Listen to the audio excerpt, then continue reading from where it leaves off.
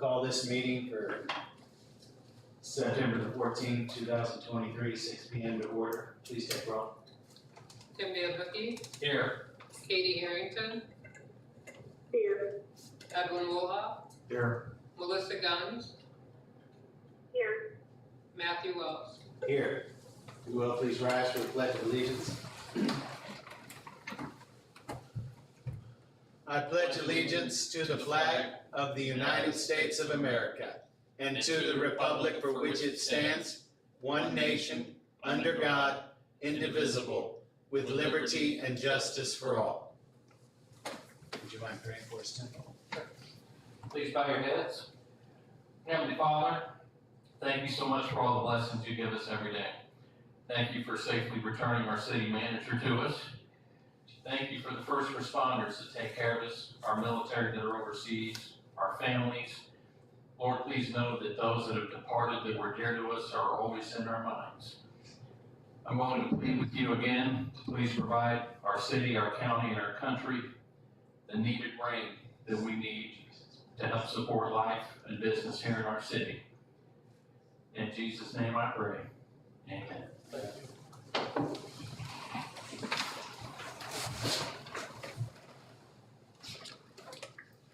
I'm correct that we needed to add one item to this agenda. Yes. Yes, Mr. Mayor, Fire Chief would like to add item D under new business, which is going to involve the Marmonton Massacre. And with the burn ban on, they'd still like to be able to use a few of the fire rings out there in a supervised fashion during the event. So when we get to that, he's more than happy to come up and address that with us. So I would move to add item D regarding the Marmonton Massacre event to the agenda. We have a motion to approve the agenda with item B added to it for the Marmonton Massacre fire pits. Do I have a second? Second motion. Katie Harrington, Yes. Edwin Woolhoff, Yes. Melissa Guns, Yes. Yes. Tim Van Yes. Matthew Wells. Yes. First item on our agenda this evening is consideration of the bids for KDOT sub-area road extension and US 69 20th Street repair. Is our engineer here this evening to present this to us? Do not see our agenda, so if you will please reference the package you have before you. We'll see the two bids that we received. One for Sproul's Construction for $156,125, and one for Bettis Asphalt and Construction at $185,081.96. Earl's Engineering is recommending that we take the low bid of Sproul's Construction at $156,125. Okay, I do have a question. The inspection piece of it, and our engineer's not here. Does this have to be approved tonight, Brad? I mean, our meeting is on Tuesday. If we had any questions for Earl's Engineering? Well, I just texted him, but I had a question about the inspection also. Yeah. If it's gotta meet KDOT specs, why wouldn't KDOT inspect it instead of paying? And I think it was around $26,000. $24,000. I just wonder, I mean, that's a question that we'd have to ask him, and hopefully he's on his way, he's supposed to be here. Now, you know, we can push it for a couple days. I mean, it's three working days. I mean, I'd like to be able, since we came in here tonight, to vote on it too, but we really don't have an opportunity to ask the engineer any questions. And the biggest one was the same one that I had. If KDOT specs, I would think they would inspect it. Why would we need to also have Earl's do it? So do we need to wait until we hear from Earl's Engineering about the inspection, or can we go ahead and vote on which bid to accept? Theoretically, we could go ahead and vote to accept the project and then vote to accept the inspection of it later. Normally the way it has been done in the past is that even though it's a KDOT project, they will have several engineers put in a quote for the inspection, and then we get picked the low bid of those inspectors, which is probably why Earl's Engineering is presenting that they should do the inspection, because they probably, though I don't have that in front of me to verify it, the low inspection bid. Yeah. But it does have to be inspected by a KDOT certified inspector, which Earl's Engineering is, because they do all of our other KDOT inspections on all the other projects that we have going that are grant related as far as KDOT is connected to them. So do you have questions on the bid themselves? So not on the bid. So could we go ahead and approve the bids? Sure. To where we could get with the contractors to get the wheels in motion, to get this, starting, because, I mean, they're not gonna work on it tomorrow, but we sure need to get on their list. So we're looking for a motion to accept the low bid of Earl's Engineering. I make a motion to accept the low bid for Sproul's construction in the amount of $156,125. Is there a second? I'll second the motion. Edwin Rojas, Yes. Melissa Guns, Yes. Tim Van Hookey, Yes. Katie Harrington, Yes. Matthew Wells. Yes. Item B was the consideration of proposal for the inspection. Do we have a motion to table that until? I move to table that until Tuesday, the 19th meeting. Second.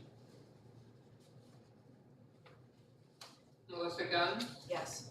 Tim Van Hookey, Yes. Katie Harrington, Yes.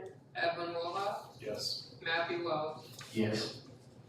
Item C is consideration of approval of 2 beer gardens for the Fort Fest 2023, September 30th at Riverfront Park. I think you're up, Corey. Corey Bryars is up here to talk about this. Corey and I visited earlier today and called the state. Corey, if you want me to go ahead, go ahead. They probably get tired of hearing me talk. There's your mic on up there. Little test. Hit the top of it and it'll turn blue. At the bottom, like with the Right. base over it, there you go. Good evening, Commission. Thanks for having us.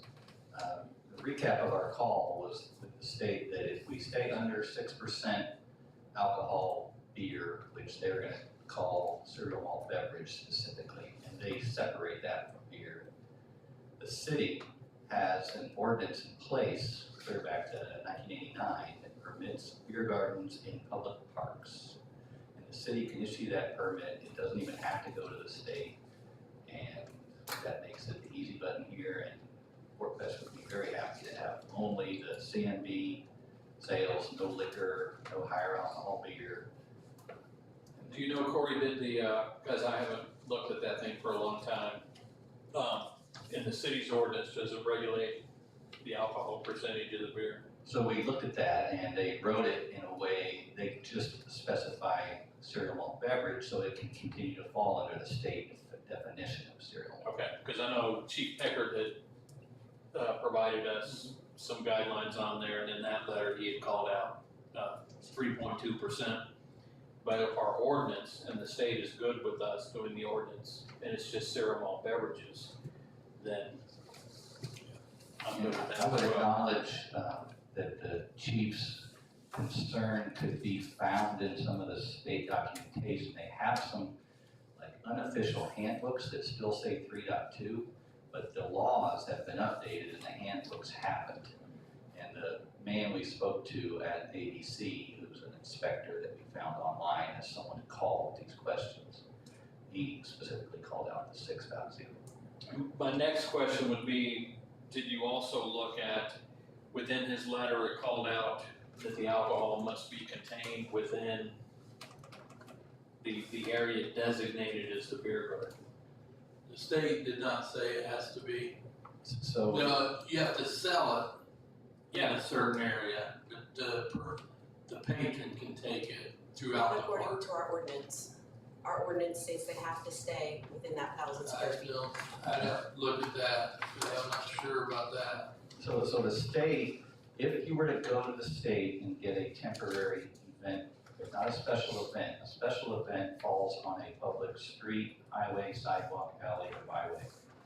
This, the street, or the state would consider an extension, a temporary extension of your premise license, and there are two different forms.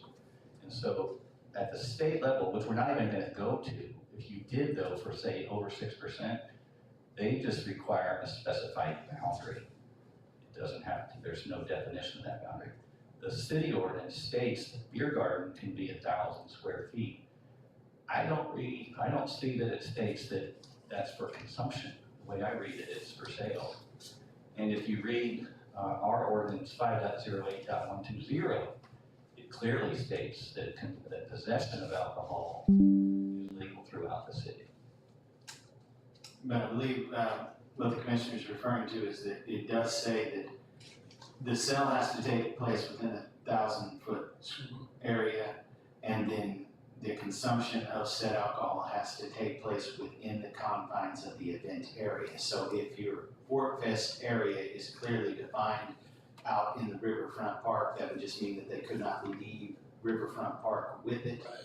They would have to stay in the area of the Fort Fest while consuming the alcohol. You We couldn't take it agree across the and street. support and enforce that. Yeah, and that's, the only concern I have with it is, I know a lot of the parking is gonna be across the street at Twister Trailer.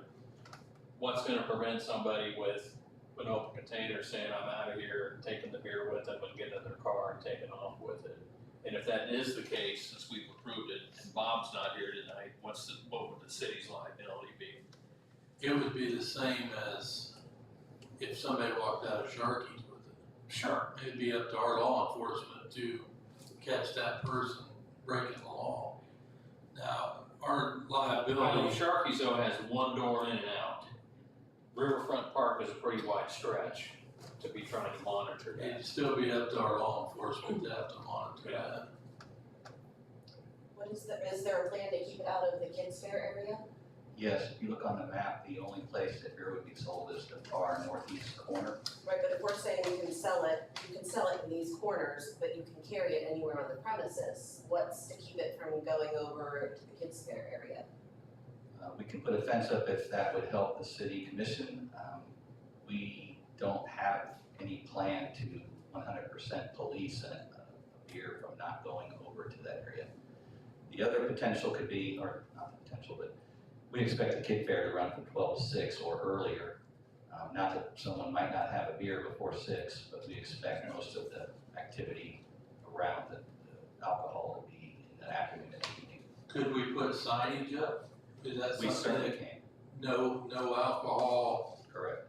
for this area? I mean, Well, I don't even have I totally agree with what she said, is you got the kids fair going on.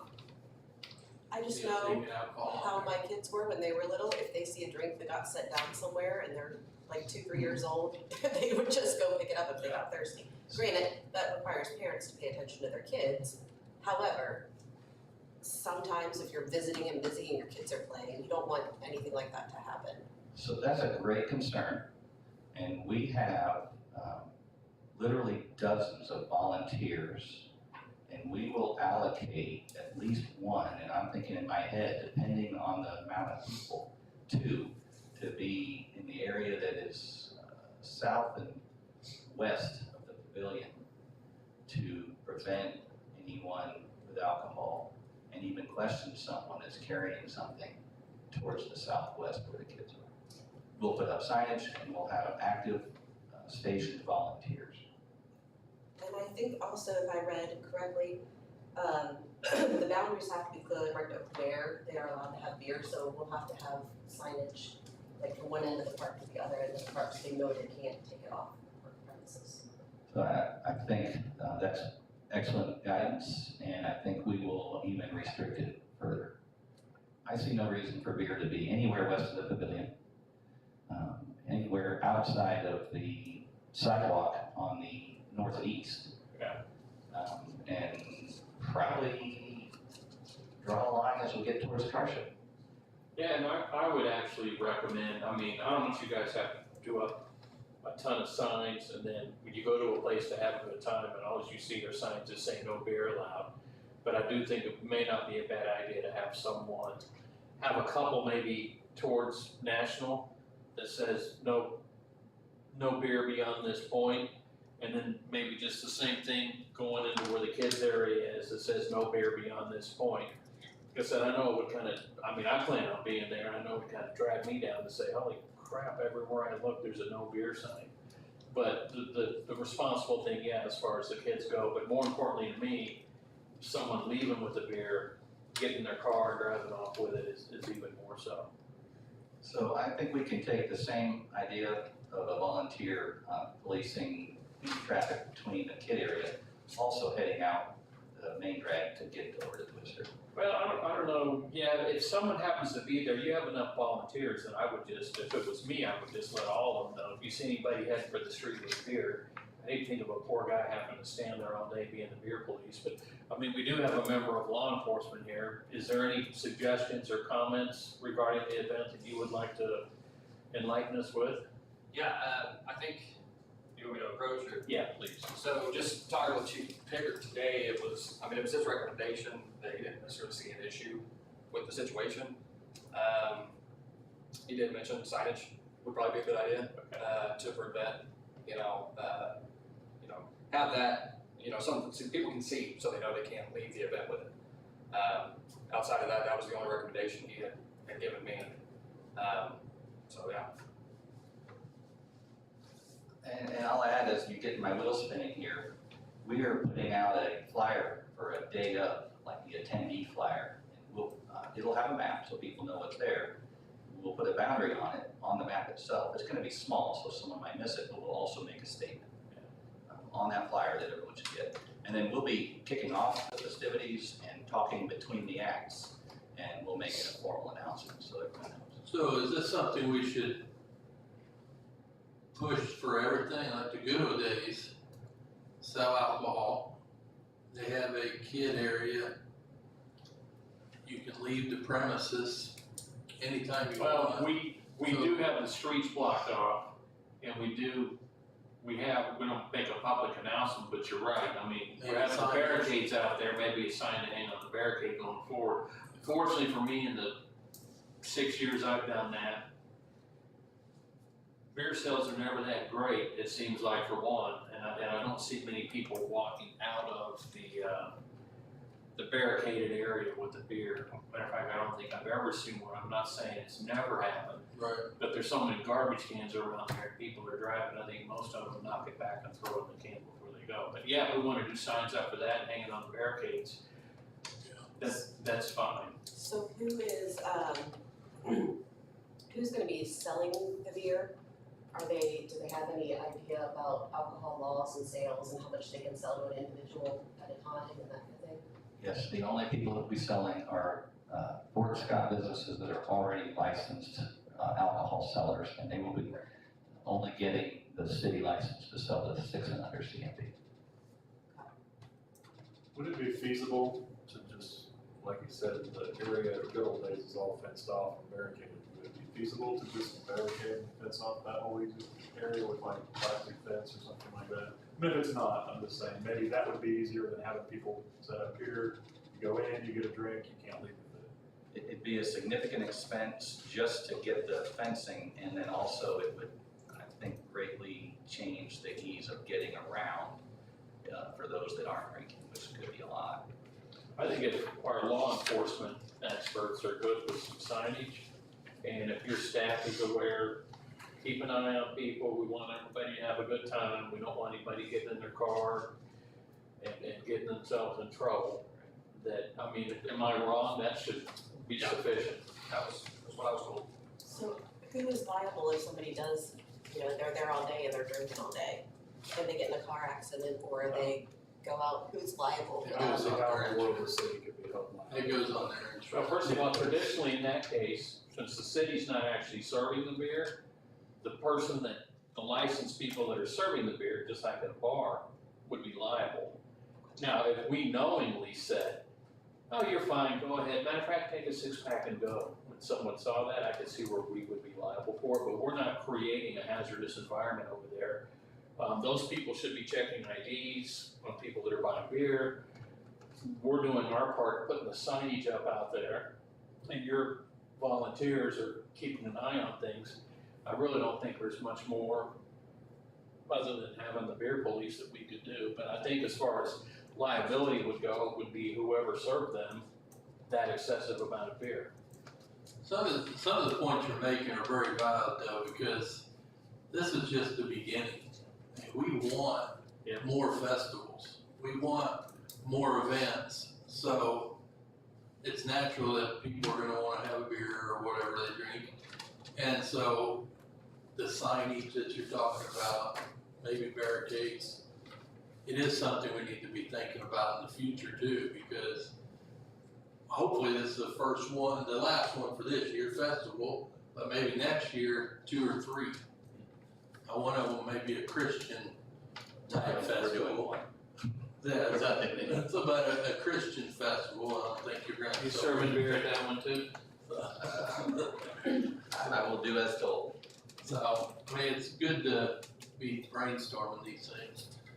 Well, and I think we need to remember that the city allows consumption throughout the city. Yeah. So people can drag a cooler in there and drink to their heart's content anyway. And the only control we have over that is law enforcement at that point. So if anything, we're adding structure just by having this conversation and our being present as an organizer. I think this is good for everyone. I think it's gonna be a great event, and we absolutely appreciate it, and I know it's for an incredible cause that you're doing. And I'm glad that Chief Pickard weighed in on his suggestions, that we were able to get the lieutenant up here to give us his thoughts on it. And I think it's also awesome that the commissioners, voice our concerns and suggestions, and Corey's group seems very willing to do whatever it takes to make sure that we're comfortable with it. So if no one else has a question or a comment, I'll move to approve the 2 beer gardens for the Fort Fest for September 30th, 2023, with the caveats that the signings that we talked about and the volunteers keeping an eye on it, and with the blessing of our law enforcement folks, that move to approve this request. I do have one question. So each beer garden permit costs $125.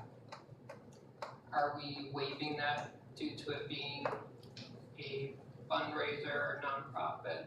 Or how are we gonna split that? There is per, It's $125 per.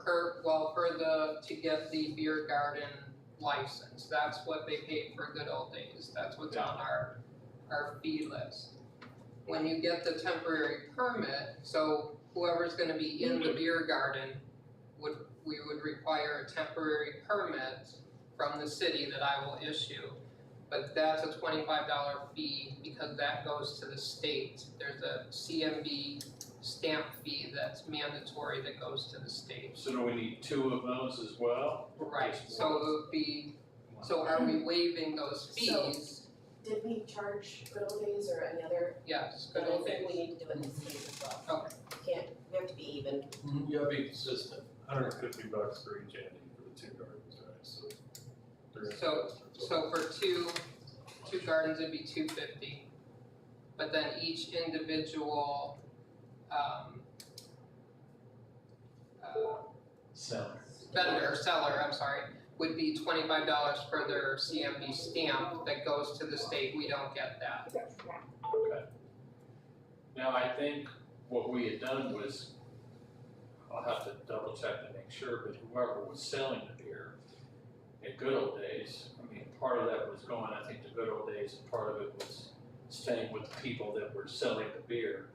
So I don't know in our case if we actually had the seller pay that $25 fee or not, or. Well, when he came in for his permit this year, he paid. Yeah, but I don't know if he went back to the seller. Oh, yeah, and said, I "Hey, know you owe that us." Yeah. I don't know. Okay, so, I mean, the motion shouldn't need to change then if we're gonna stay with standard practice of the person applying for the permit pays for it. So we have a motion on the table, is there a second? I was there in the motion. Melissa Guns, Yes. Tim Van Hookey, Yes, Katie Harrington, Yes. Edwin Woolhoff, Yes. Matthew Wells. Yes. thank you, Corey, very much. Thank you, Commissioners. Thank you, Fort Scott. Item D on the agenda is Chief Dave Brenner. Good evening. Just real quick. There we go. Can you hear me now? Just real quick, I wanted to, so last week we came to you to issue a burn ban basically for open burning. A few days before we did that, I had a conversation, or Frank Halsey had called me on the Marmonton Massacre. We talked about doing the small fire pits that we have around Gun Park for campers. He did reach out to me today and we visited about it. And I told him I'd come to you. So basically he's asking if he can still do those.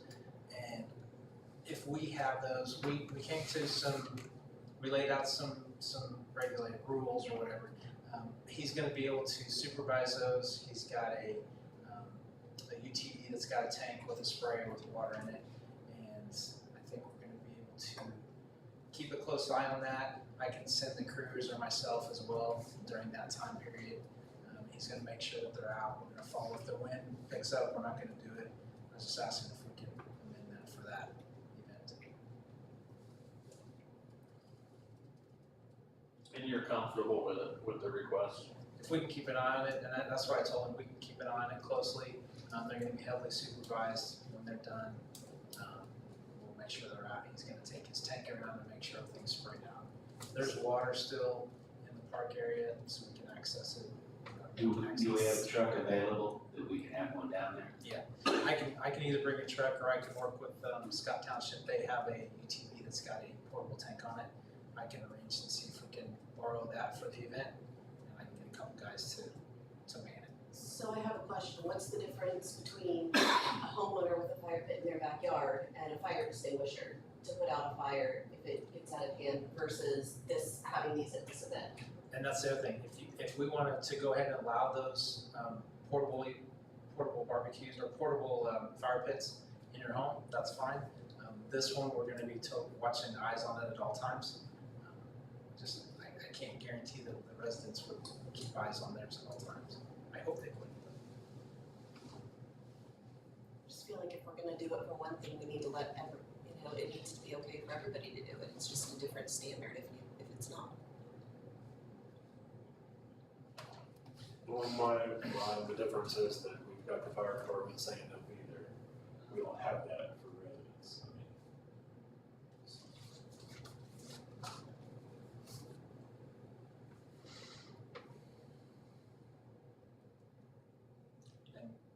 I know I looked at the weather and it looks like we're gonna have a few days of rain. Hopefully we can reevaluate this quicker than 30 days. The main concern for the burn ban was basically the open burning. We didn't want to allow the brush piles and the open burning. We want people to utilize the brush dump during this time. That was my main concern, basically.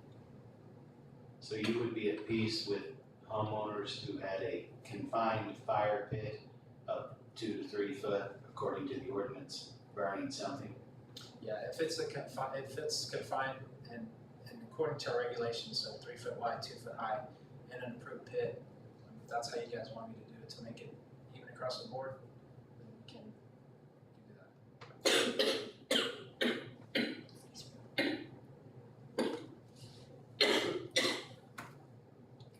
But for this event, I'll still go ahead and have supervised, make sure. You feel comfortable with that, Commissioner? I feel, if we wanna amend the burn ban so that homeowners can use the fire pit, the fires having to be contained, and not unattended, I'm comfortable with that. Yeah, if I was gonna amend it for the homeowners, I would say to the standard 2 foot by 3 foot and under constant supervision. Because these fires out there are going to be under Constant supervision. supervision. Okay. So then the motion would be something to the effect of, we are going to amend the burn ban to allow burning within a confined fire pit, 3 feet in diameter, 2 feet high, under continual supervision. Basically to allow, portable outdoor fireplaces, 307.4.3. Is that your motion? I will make the motion. I'll second. Tim Van Hooky, Yes. Katie Harrington, Yes. Evan Wolf, Yes. Melissa Guns, Yes. Matthew Wells. Yes. Thank you. Thank you, Chief. Motion to adjourn. Second. Katie Harrington, Yes. Evan Wolf, Yes. Melissa Guns, Yes. Tim Van Hooky, Yes. Matthew Wells. Yes.